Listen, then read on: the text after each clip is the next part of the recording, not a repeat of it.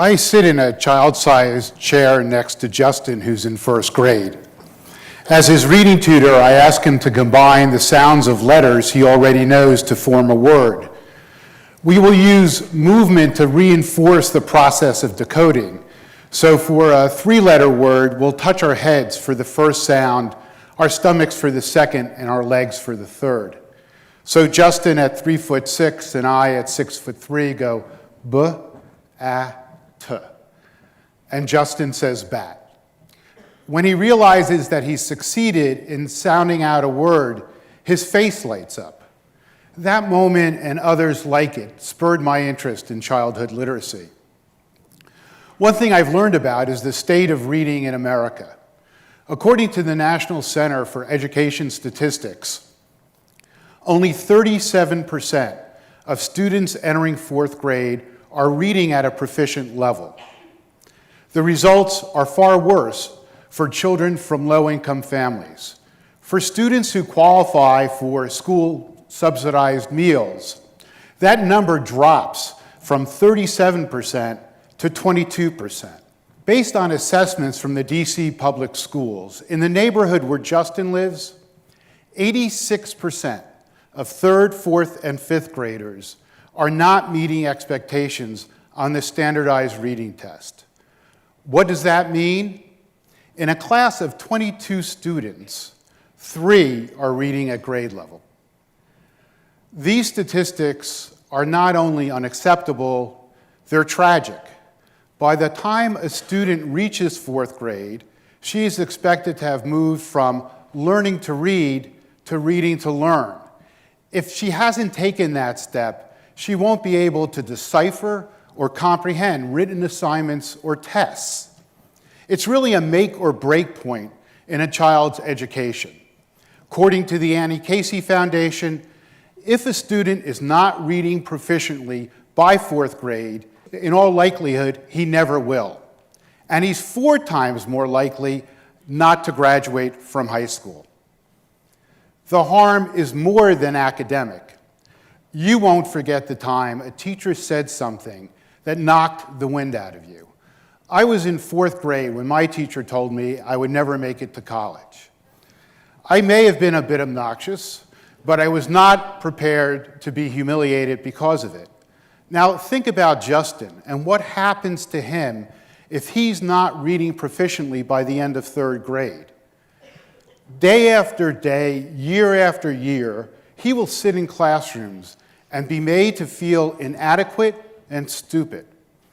Over time, his self-worth will die the death of 1,000 cuts. And this is happening to millions of children every day across the United States. Illiteracy will also fix the trajectory of their lives. Unemployment looms and may be working at a substandard wage. But without a decent job, the prospects are bleak.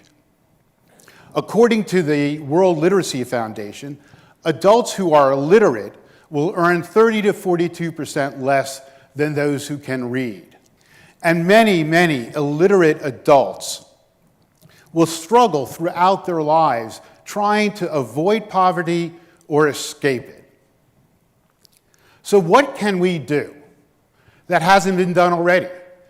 Considering how long this problem's been around, isn't it time we look at literacy differently? Isn't reading more than a critical tool for education? Of course, its benefits extend beyond the classroom. Reading allows us to perceive our surroundings, to navigate the world, to appreciate its wonders, and respond to its complexities. I realize that these are the same attributes as our 5 senses of sight, sound, smell, taste, and touch, because they all make us aware. And so I began to wonder whether reading should be treated as a 6th sense. But there is a difference. You were able to read that word without any effort or hesitation, as if you had an innate ability to do so. But that's not the case. Only the other senses are natural. Only they are enjoyed by healthy newborns. The sixth sense must be acquired because our brains at birth are not wired to read. John Steinbeck said, and neurologists have proven him to be right, learning to read is probably the most difficult and revolutionary thing that happens to the human brain. On the other hand, like the other senses, the study of reading has evolved into a science. Over the past 2 decades, a wealth of research has been published that illuminates how we become literate. So what if we considered reading to be a sixth sense? Would that radically change how we think and talk about literacy? Would that result in more effective treatments and approaches to reading? To answer that question, let me ask another. How would we respond if we knew that almost 2/3 of children by the age of 9 would lose one of their senses, whether it's their sight or their touch, unless certain preventative measures were taken? There is no doubt that we would gather the will to guarantee that not a single child suffered that fate. We would provide the necessary treatments to all children. Our response to the sixth sense should be no different. We know the causes of illiteracy. We know the prognosis and its prevention. But if we are finally going to get rid of this scourge, we must feel the same depth of urgency we would if any other sense were threatened. To generate that amount of committed energy, we should agree that reading is a sixth sense. The failure to acquire it, illiteracy, is a disease, and its prevalence is an epidemic. What are the factors that lead to whether or determine whether a child will be a proficient reader or be afflicted with illiteracy? In a 2010 study, the Annie Casey Foundation identified 5 key determinants: school readiness, teacher quality, chronic absenteeism, summer learning, and family stressors. Today, there are thousands of organizations, educators, and other providers that treat one or more of these causes, yet the disease persists. Here's the problem. We are not developing or devoting sufficient resources because something is missing. It's the fervor, the determination that's essential to fighting and eradicating an epidemic.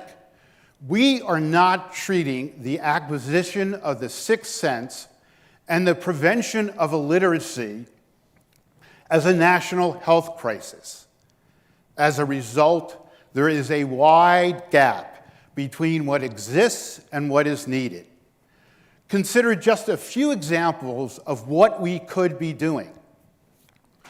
All pediatricians should routinely assess the literacy development of their patients.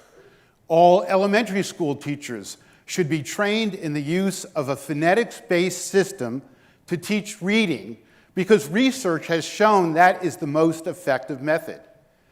Kindergarten teachers should know how to give a 15-minute diagnostic exam to tell whether a student suffers from dyslexia or another reading disorder. And many, many more mental health professionals should be counseling children who are struggling in school because of trauma at home. But even assuming we did all of those things and everything else to fill that gap in resources, it still would not be enough. The diverse efforts of all these reading-related practitioners must not only be expanded, they must be coordinated. For that to happen, we should invoke the principles of collective impact. Here's how David Brooks, the columnist for the New York Times, describes them. Organize around the data. Focus on the community's assets, not its deficits. Realize there's not one silver bullet solution. Create a backbone organization that can bring all the players together. Coordinate decision-making and action, and share accountability. Based on these principles, we should establish a continuum of care, where the collaborative involvement of the community begins when a child is an infant, and where the array of assistance is tailored to the particular needs of the child. Unlike other epidemics, prevention does not lie with one vaccination. Immunizing children against illiteracy requires a series of diverse and varied and tailor-made interventions. If we're going to do that, if we're going to provide those kinds of interventions, we will need to track every potential victim of this epidemic.